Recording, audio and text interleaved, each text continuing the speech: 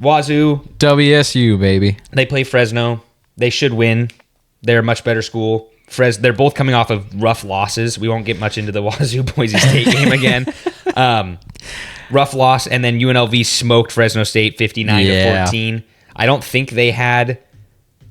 I think they still had their starting quarterback UNLV at that time because now he's left with the NIL issue. No, if it was last week. No, it was 2 weeks ago. Okay, they both are coming off of buys. I believe it 2 weeks ago they did have him, and then this current game they didn't. Yeah, so they're both coming off of buys. Okay. They are. I mean, their quarterback's been. I mean, it's going to be a fun battle. It's a lot of passing yards. I mean, Mateer has 1,430. I think it's Keene is how you pronounce his last name. He has like 1,400 yards or 1,350 or something like that. He throws quite a few more touchdowns, interceptions. I think it's like 7-6. Mateer's obviously a little better, 13-5. It should be a decent game.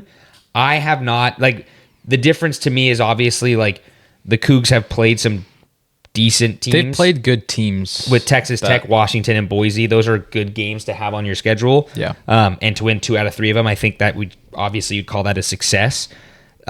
Fresno has played Michigan and lost 30-10, which again I think we've talked. Michigan might be a little overhyped. I think Michigan should beat Fresno State by 50, but again, how good is Michigan? I don't know. And I'm not taking that away from them. If they had a quarterback, that would change that entire 100%, offense. 100%. And then they beat Sacramento. Okay, cool. Then they beat New Mexico State. Okay, cool. And then they beat New Mexico 38-21. And then they got smoked by UNLV. Again, I need to start following these teams because they are now my conference. But I honestly couldn't tell you that I knew. I mean, I knew they had a football team because that's where DeBoer came from. Yeah, that's about all I know for sure. But the Cougs are definitely favored. I think they have them 3.5. Also, if I'm looking at this right, is Mateer the leading rusher? Yes. Yeah. Interesting. Like 500 yards or something like that. It's impressive. He's like I've told people this, and I'm not trying. And I think I might have told you this. I'm not trying to compare them. Don't think I'm trying to compare them because they're not. I don't even think Mateer will make Mateer makes the pros. It'll be like is it Taysom Hill? Taysom Hill. Yeah. He'll be a similar kind of situation to that. But this Mateer in Wazoo reminds me so much of rookie 2-3 year into his career Russell Wilson. Oh yeah, where it's just almost 9 out of 10 plays that fall apart, and he just does something. Russell Wilson just did that with Lockett and everyone just moving and that's how I see him. So the 500 yard. He also is a mad athlete. He's fast. He's stiff. Yeah. He's not afraid to get hit, which is scary because that's going to cause you an injury. Yeah. But I don't know. They are, like I said, 3.5 point favorites, which basically just means you're on the road favorites. Better. Yeah. But again, being a Coug fan, guys, we'll see. We could lose by 40, and I would go, oh, well, that sounds about right. But again, I mean, we can kind of look into the future too. The Cougs need to win again. Same situation that UW's in. I think obviously they will get 6 wins. It's more to me if they can go undefeated. Yeah, they beat Hawaii. Fresno State, they should win. Hawaii, they probably should win. I know Hawaii gave UCLA some fits early this year, but it was also in Hawaii. Yeah, it was early in the year, so whatever. At San Diego State, I think these next 4 games are their chance to win. Yeah, because I think Oregon State is pretty decent. In Wyoming, you just never know. Yeah, well, I don't even. Yeah, exactly. Yeah, I don't know. I couldn't name one play on Wyoming. Yeah, but I agree. I think if you can go undefeated to Oregon State, I think you'll be fine. Obviously you'll be fine. I think that Oregon State game. I think that's gonna be a really competitive game. Yeah, and I don't know how. I mean, it's so funny because I always the joke's always been that's our cousin. Oh yeah, Oregon. We don't like Oregon. We don't like UW, and neither of us do. We've always kind of teamed up, and those two guys, Oregon and Washington, they don't like each other. If you call the Apple Cup's a rivalry for the Cougs more than it is for the Huskies. The Huskies want to beat Oregon more. I think they would trade the Oregon game for an app. They would flip flop that every day of the week. So I don't know if this is supposed to be some crazy rivalry. It just doesn't It doesn't feel that way to me. I feel like the Boise State's going to become more of a rivalry because Boise State's a little bit more. It's also right there. Competitive. Yeah, it's 6 hours. But I think it's about the same to Corvallis. It's different though. I feel like from WSU. From Wazoo. I don't know how far it is. It's got to be a little bit longer because it's 5 hours from here. Corvallis, yeah, maybe, but I don't know because you're just going. You literally just go like a little bit south and straight across. Yeah, it's 7 hours. So yeah, so it's about the same to Boise. Yeah, it really is Corvallis. close. It's really not too far. I guess it's just the state line makes it seem farther. Yeah, 100%. And then obviously like Pullman being way down here in Boise is still. I mean, it's still like Idaho's bigger than people think. Like to go from let's have like a little stretch, then it gets huge. So and it's a big state.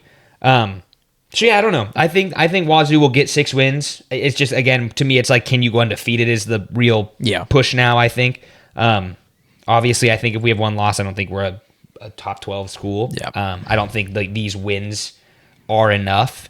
I think that Boise State game was kind of the nail. Yeah, I mean, I think if you went undefeated, you are 100% a top 12 school. But I think if you go with 1 loss and it's the Boise State game, depending on how Boise State finishes the year as well. Fair.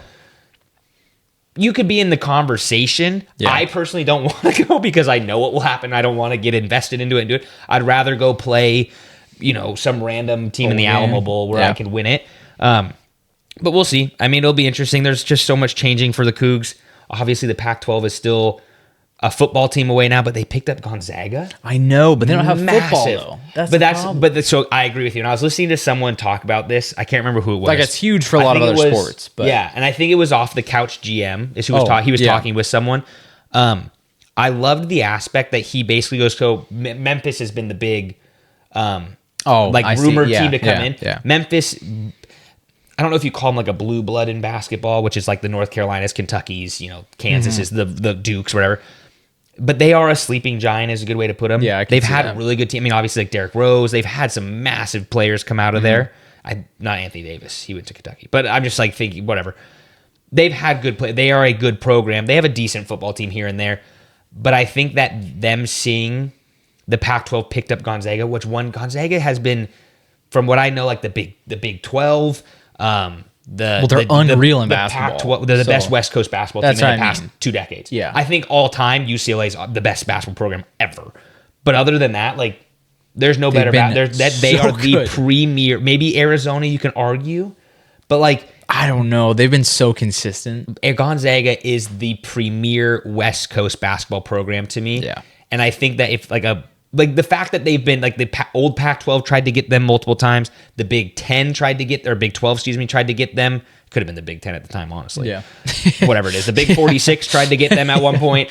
All these schools have tried to get it. So somehow, some way, the Pac-12 put together a deal that saw Gonzaga, it's worth it. Whether it's, hey, you get 50%. I think they could just be timing as far as they know their school's big enough. They know their other programs are big enough that they can actually compete at a higher level. Not I mean, obviously, their basketball is a different story. Yeah. But like other sports, they can actually compete on that higher collegiate level than, I think they're in the Western Conference. West Coast. Yes, Conference. West Coast, yeah. And you see like the West Coast Conference right now has basically in every sport besides football, Oregon State, Washington State, or West Coast Conference. Yeah. So those teams are in there for 2 years.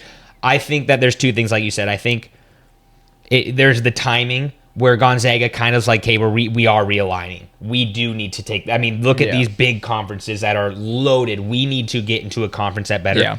The other rumor that I've heard is that every game they win in the tournament, they take 50% home, which is unheard of. Like most teams, I believe, only bring home about 10%, and then it gets mixed. Ton of money. It gets mixed into it. So it's like now, hey, go prove it yourself, and we will actually. And so for Gonzaga, I think that helps in 2 ways. One, obviously, the school just makes money, but 2, the NIL, because people don't know. If you don't know Spokane, there's not much going on there, and a lot of the times it's like you have the casino, which I know like they have Mateer, and I think they have Ben Graham, who's from Gonzaga. Yeah. It'd be a hard draw. It is a hard draw. Yeah. And so I think that the fact that they know they can bring in money, and I mean, you can even like do contracts nowadays with these kids and be like, if you come here and you win a tournament game, you'll get 10% some money, of it. Yeah, you'll get 5, 6, 7, 8 grand. That's insane. Which is crazy to think. So obviously the Cougs or the Pac-12 is still looking for that one more football team, but I think Gonzaga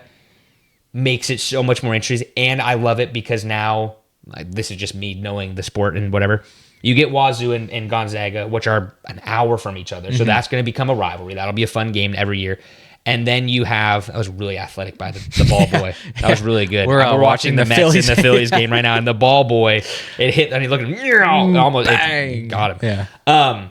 But And then it also gives you that Boise State too, that little triangle. Yeah, it's a good conference because even it's like fun. It's small, but I feel like it's gonna be fun to follow. There's a lot. I mean, if Utah State, which is usually good. Imagine if USC, UW was in there still. It'd be super fun. And then you have imagine all these other schools. Yeah. Have you seen the post that it's like, what if all these teams? I know. What if this region was a conference? They'd be 26-4. It's like, it's so funny. It's so bad. But so I don't know. It'll be interesting to see what happens from it. But it's fun because Boise State's a head coach, Leon Rice, which is funny because I've known him for a while. Him and my mom dated in high school a long time ago. Cool.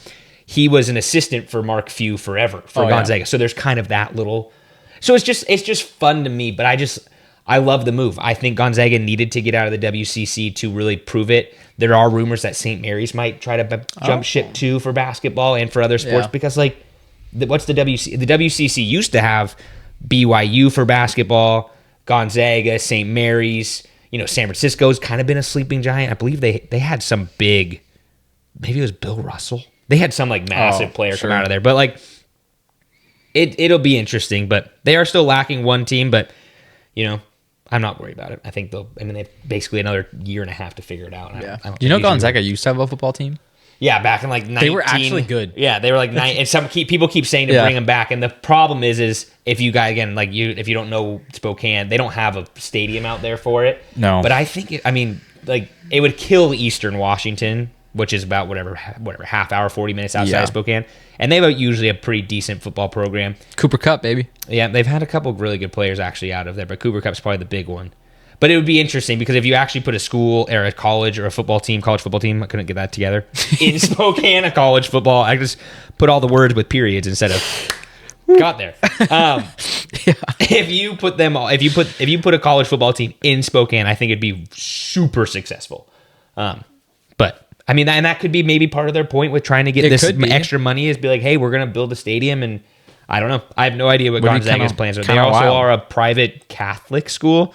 So they're not struggling. Is Presbyterian also Catholic? Am I thinking of that? I don't know. I'm pretty sure they're Catholic. I don't know. I know they're Catholic, but I think they're like a little sect. Jesuit, that's what it is. I think you're right. Yeah. I knew the entire West Coast Conference for a while was all private religion schools some way, somehow. Like BYU and St.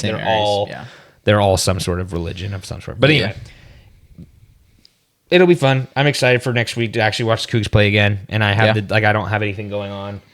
And so it'll be nice to actually just be able to sit down on the couch and just watch a game. Watch the game Crazy through. It's been a while since I've done that. Well, thanks for listening to the Kinda Athletic podcast. Please like and subscribe to all our social media platforms and make sure to come back next week to hear more from the Kinda Athletic podcast.